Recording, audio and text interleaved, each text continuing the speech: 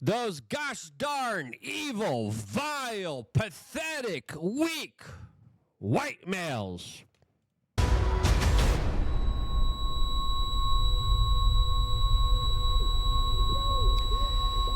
Yep, those are the only two representation of white guys that are allowed on social media. Pathetic little beta cucks or angry, violent, dangerous predators, as that's what you see in every commercial, every TV show, almost every single movie now.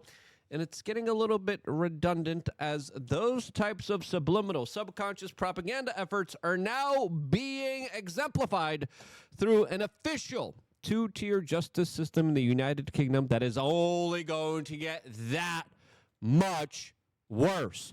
All of this is, we just got the breaking news that in just a few days from now, the UK legal system will, I would say, already has, but now this is going to be done at a totally new, different level, officially discriminate against white dudes. Again, a lot of this stuff is insane. A lot of it is just hateful. A lot of it is just bigoted. A lot of it is just regressive. It's kind of sad that we have to live in a society where now everything's about race and your skin color. As of course, this is the reality that was coming our way here to the United States if Kamala Harris would have won the presidency of the United States. And guess what? This discrimination, this racism, this danger still looms in our society as this woke, globalist, internationalist mind virus still is in the minds of a lot of people here domestically within the United States. So, of course, these evil white guys, one of them, just by the way, took down an insane person in Amsterdam that went on a knife-wielding manic attack, attacking multiple people, elderly people, people from Poland, Belgium, the Netherlands, were all attacked. And guess what? It was actually a British English-speaking tourist that decided to risk his own life, risk his own safety in order to take this man down. A representation of something that is very against the ideas of the British government and judicial system that is portraying them, along with a bigger Netflix propaganda outlet, as the true perpetrators of knife crime. As, of course, the Dutch authorities, by the way, haven't released information about this lunatic very conveniently, as we still don't know what was really going on here, what motivated this lunatic to take action against the people there. As, of course, there was also a freedom truck of diversity that plowed a bunch of German people, by the way. And then story after story, we just keep hearing about some of the worst elements of our society, as now those worst elements will be given a pass. Those worst elements of people who attack people, well, if you're, a white guy, if you're trying to intervene, try to help save people, you're probably going to be criminally investigated and then harshly punished more than everyone else in society because of the way that you were born. Again, the UK legal justice system now officially is sanctioning and putting the stamp of approval on new guidelines for penalties and sentencing for individuals that are white dudes. Yes, you heard that correctly, as we are understanding now that things are getting incredibly bad over in the United Kingdom, as this is South African style type of discrimination that's only going to be exacerbated once the populations shift and change. Well, I'm disappointed in this response, and the Lord Chancellor is obviously continuing to engage on this, and we're considering our response. This is the Prime Minister of the United Kingdom that, by the way, is going to make it mandatory to watch a fake fictional depiction of knife crime with a small white boy being responsible for all of it as the perfect representation of it. He's now saying, oh, it's kind of bad that this is happening. We'll try to stop it. Maybe. We'll see. As, of course, this is the new norm now that the government, the judicial system, is going along with in the United Kingdom. All options are on the table, but I am disappointed at this outcome, and now we'll have to consider what we do as a result. Well, let's cross live to our political editor, Christopher Hope. Now, It seems to me, Chopper, that the politicians want the Sentencing Council to change their direction here, but they're not willing to legislate to do so. They're in a bit of a war of words here. Yeah, that's exactly what you would expect here. The politicians like, oh, harumph, this is bad. Huh. Are you going to do anything about it? No. No. Me? You want me? What? I ain't doing nothing. Yes, they are. Hi, Charlie. Hi, Nana. Welcome to Huddersfield, where it's pretty cold up here. I've been talking to the Prime Minister moments ago. I asked him twice, will you just scrap the Sentencing Council? It's a quango. You have the power to scrap it. What you don't do is have the power to overrule it. And frankly, the judges now are looking back at the elected politicians here, both Sir Keir Starmer and Shabana Mahmood, who is a Justice Secretary, and saying, I'm afraid to say, these are what's going to happen. And from Tuesday... Yep. And again, you saw the Prime Minister. Oh, this is bad. This is horrible. We're looking at... You're not doing jackish. Why? Because this is the kind of propaganda. This is the discrimination. This is the divide and conquer agenda that you've been propelling and pushing forward with your globalist buddies, trying to, of course, destroy and sabotage Western civilization. This is what will happen. Judges will prepare pre-sentencing reports when necessary, and if someone is of ethnic, cultural or faith minority, or a young person under 25, or a woman or a pregnant woman, they will get a special sentencing report. Normally those pre-sentencing reports do mean that the sentence is mitigated, that time is taken off for a jail term, for example. Yep, everybody except white guys. Everyone's gonna have their sentence mitigated. Everyone's gonna have their sentence lowered, except white people. No. White males. Excuse me. The favorite type of person to attack in mainline establishment, thinking it's all in Hollywood. It's everywhere, and it's been building up to this crescendo moment that's going to be happening all over the world. Before getting into more of that and playing this clip here, where they kind of say the quiet part out loud here, and then describe how this is going to be carried out here in a little bit, we wanted to tell you about thebestpoliticalshirts.com, as the shirt I'm wearing, I think, perfectly represents a lot of people's new shift and changes in attitudes towards government. As, of course, the shirt reads, "Trust God, not government." The leftoids, the liberals, the commies, the Marxists, they hate God and religion and family as well. And that's why you should trust God, not government. Government, when it gets too big, when it gets too bloated, when it becomes too bureaucratic, it becomes too liberal, it starts making up cockamamie, insane, deranged ideas of saying, you know what, if you were born a certain way, you deserve to be punished more just because of your genetic code, just because you didn't get to choose it. It's not like you chose to be this type of person, but it doesn't matter. We are still going to punish. Again, it's an insane idea, as we are given God-given rights here that the governments routinely trample on, and there isn't any other government as tyrannical, technocratic, and destructive towards the human will and the human spirit than all of these European nations that are going out of their way to specifically attack people because of their heritage, the way that they were born. This insanity continues. Get the shirt, thebestpoliticalshirts.com, by the way. The perfect way to kind of represent your message. The perfect way to say, yeah, I know you guys want to, deny me access to certain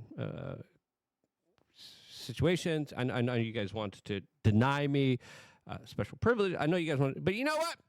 I'm not afraid to voice my political opinions and my truth here, because this is who I am. This is who I stand for. And sending out a message to the people out there that, hey, you're not alone. More important than ever, especially if you're out there in the United Kingdom. I believe our shirts go out there to the United Kingdom, too, by the way, is the people there need safe refuge from the political tyranny that they're going through.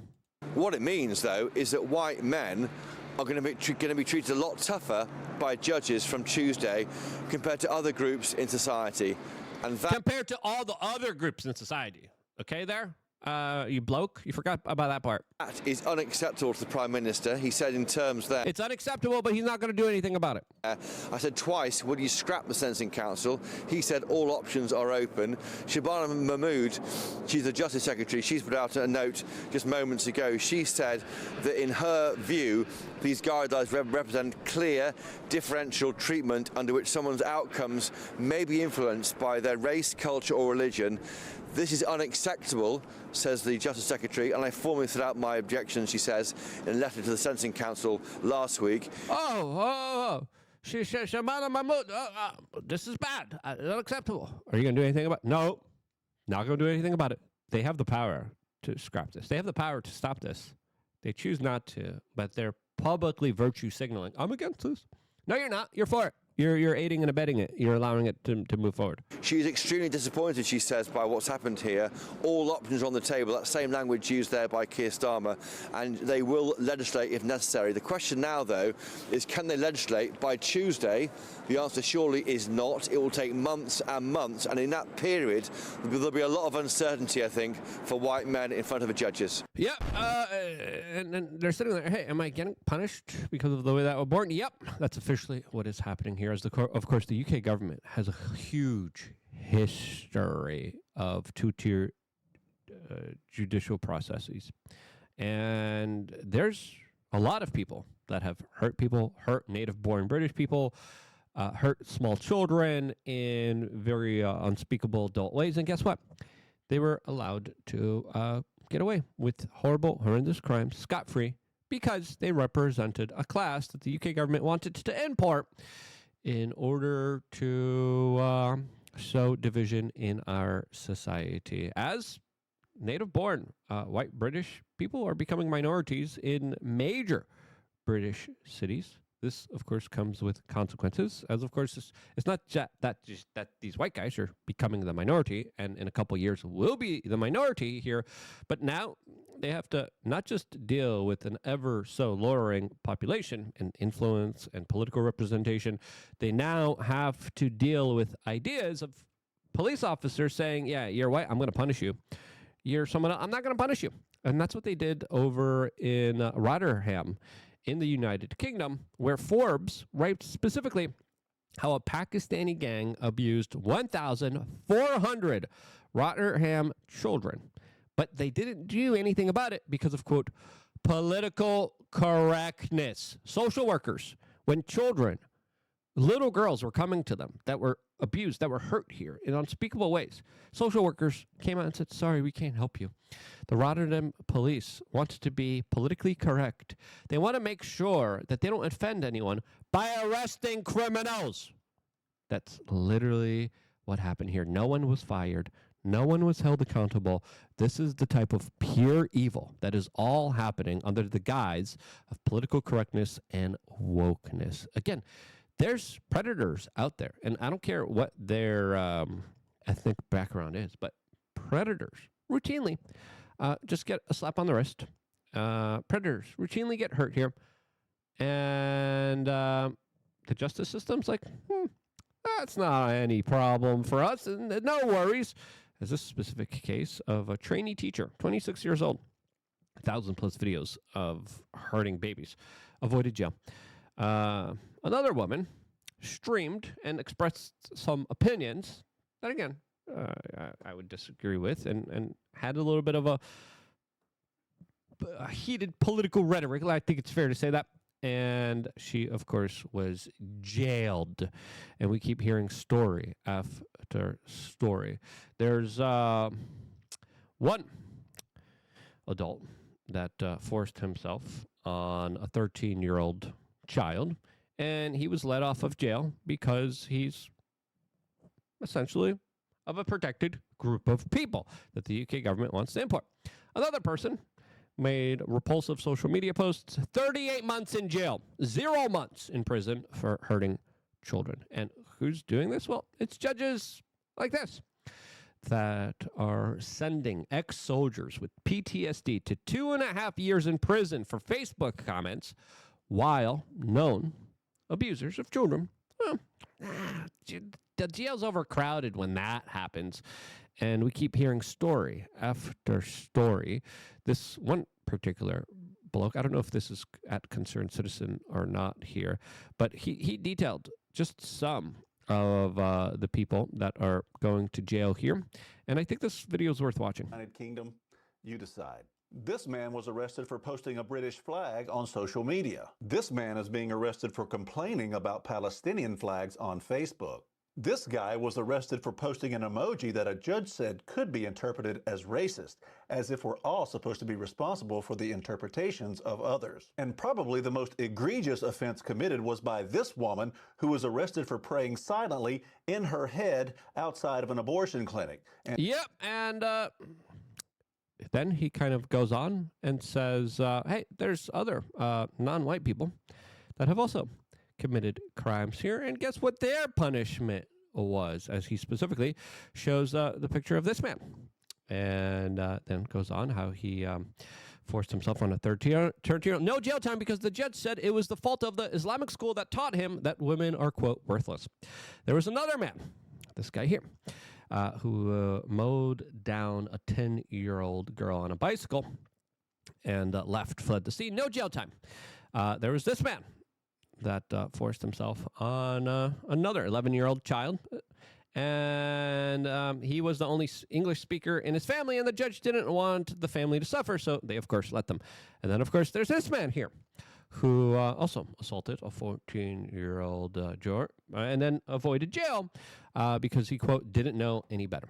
That's the type of reporting we're getting from people who are watching these cases, seeing them unfold here, as of course you speak out against this, you talk about this, you raise some concerns about this, you try to politically motivate people, as right now individuals like Conor McGregor are even being threatened with being charged for, quote, incitement of hatred because of the posts he made on social media in 2023. Something that, of course, he could go to jail for 2 years, as now we found out that the court system over there across the pond decided not to criminally charge. But the fact that they were even considering it because of his expressions, his thoughts here, is just absolutely insane here. And now, of course, comes this new propaganda outlet by Netflix that is highlighting a particular case,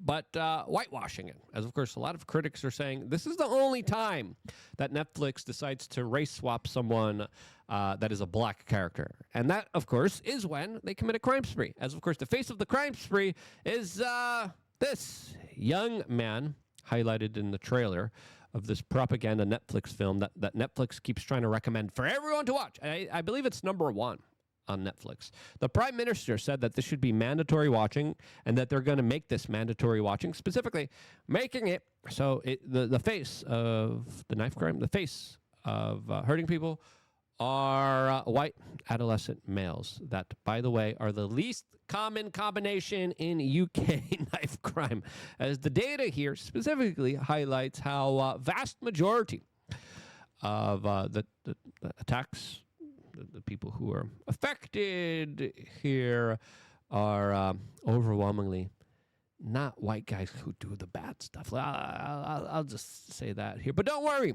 the UK government has you secured. They're going to make you watch propaganda movies everywhere in schools, and they're going to ban ninja swords. Yay! Who are they going to be affecting? Well, probably collectors. Probably guys like this who was jailed for carrying a replica sword for Legend of Zelda. It's a video game sword. He had it in public, and the UK police, of course, arrested him. Now he's going to be in front of a judge, and he's going to be the face of the UK knife crime. And guess what? He's going to get sentenced more, even though, let's be honest here, let's be honest here. Let's be real with ourselves here. The perpetrators and the people that are committing a lot of this crime, a lot of them now will go scot-free or not even punished or less punished because of these new guidelines that this woke judicial system in the United Kingdom is codifying as politicians refuse to do anything about it. And that, to me, is just an absolute world of insanity that is worth calling out in all of its fullest hypocrisy. Now, again, we saw what a knife ban happened in Germany. Now, Germany also opened up its borders. And, oh, look at all the women getting hurt there. Oh, has to be those white guys that were always there. Yeah, those white guys. Oh, no. Oh. Guess what? There was also knife crime associated with the assault of females. As soon as they opened up the borders, as soon as they just said, anyone, come on in, guys, we'll pay for everything. We have all the socialism here. You guys can get everything you want. And now they're going around harassing grandmas because they have wine openers and charging them and taking away their ability to open up wine bottles. Yep, that's a Swiss Army knife. And this is the face of the German police there. And also, and again, how are all these European countries dealing with knife crimes? How are they also the same ones that open up the borders? And how are the white guys always responsible for it? Yeah, I don't know.